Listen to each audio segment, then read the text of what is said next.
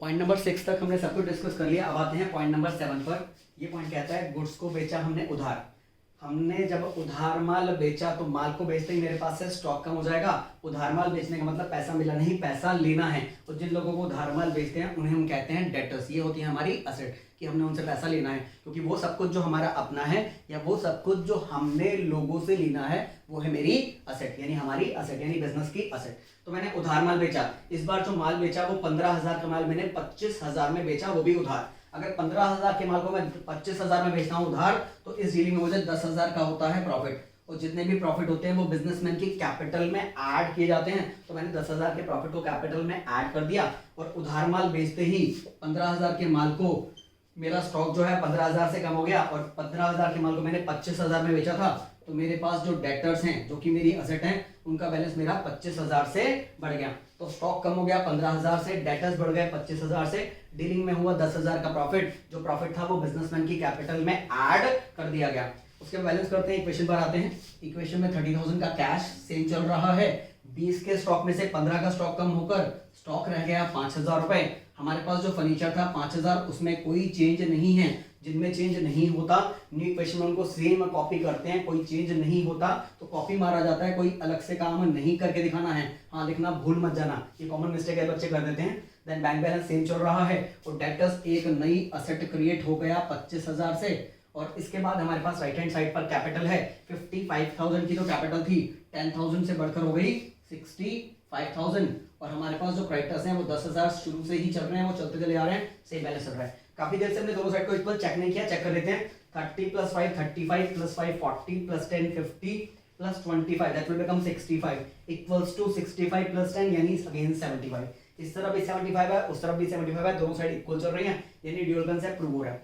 आगे बात करते हैं नेक्स्ट पॉइंट की। सैलरी हमने पे की। हमने 2,000 रुपए की सैलरी अपने एम्प्लॉइज को पे की। जैसे मैं सैलरी को पे करता हूँ, पे करते ही मेरा कैश बैलेंस 2,000 से कम हो जाता है। और सैलरी जो मैं पे कर रहा हूँ मेरा एक्सपेंस है। जितने भी एक्सपेंसेस होते हैं वो किए जाते हैं कैपिटल में से माइनस।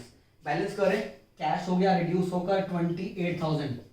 5,000 सेम चल रहा है, 5,000 सेम चल रहा है, फिर से 10,000 है, फिर से 25,000 है, एंड देन कैपिटल हो गई रिड्यूस होकर 63,000 प्लस 10,000 चल रहे हैं हमारे क्रेडिटर्स। एंड लास्ट पॉइंट है आज का, कमीशन रिसीव की।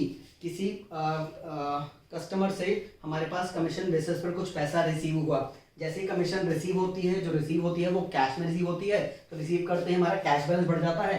मैं एग्जांपल ले रहा हूँ, 7,000 रुपए का कमीशन रिसीव हुआ, तो कमीशन रिसीव करते ही मेरे पास कैश आ गया 7,000 रुपए। और जो कमीशन रिसीव की है हमारे बिजनेस की इनकम है, जितनी भी इनकम्स होती हैं वो बिजनेसमैन की कैपिटल में ऐड की जाती हैं। तो कैपिटल में भी मैंने 7,000 को ऐड कर दिया। देन बैलेंस देखें, कैश हो गया इंक्रीज होकर 35,000, 5,000 सेम चल रहा है, ये 5,000 भी सेम है, ये है 10,000, देन 25,000। कैपिटल इंक्रीज होकर हो गई 70,000 और 10,000 रुपए के हैं creditors. Right hand side check करें तो 70 + 10 दैट विल बिकम 80। इधर चेक करें तो 35 40 45 55 + 25 दैट विल बिकम 80। तो यहाँ पर भी 80 है, वहां पर भी 80 है, दोनों साइड चल रही हैं इक्वल। तो ड्यूअल कंसेप्ट पूरी इक्वेशन में लगातार चलता है। मैंने आपको बताया था शुरू में 3 कंसेप्ट के बारे में, एक बार रिपीट करता हूँ, देखते हैं यहाँ पर मैंने तीनों को यूज किया कि नहीं किया।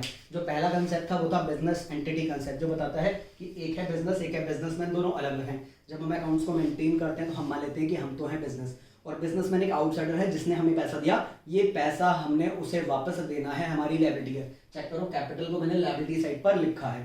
देन अगला जो कंसेप्ट था वो था money measurement concept. Money measurement concept कहता है जब भी मनी इन्वॉल्व होगी किसी स्टेटमेंट में, उसे अकाउंट में लिखना है। चेक करो, सभी स्टेटमेंट में मनी थी, इसीलिए मैं लिख रहा हूँ। और लिखते वक्त यूज करना है ड्यूअल कंसेप्ट, जो कहता है कि हमारी असेट और लायबिलिटी हमेशा होंगी इक्वल। हर एक ट्रांजैक्शन को अकाउंट्स में इस तरह से रिकॉर्ड किया जाएगा कि असेट का टोटल लायबिलिटी के होगा हमेशा बराबर।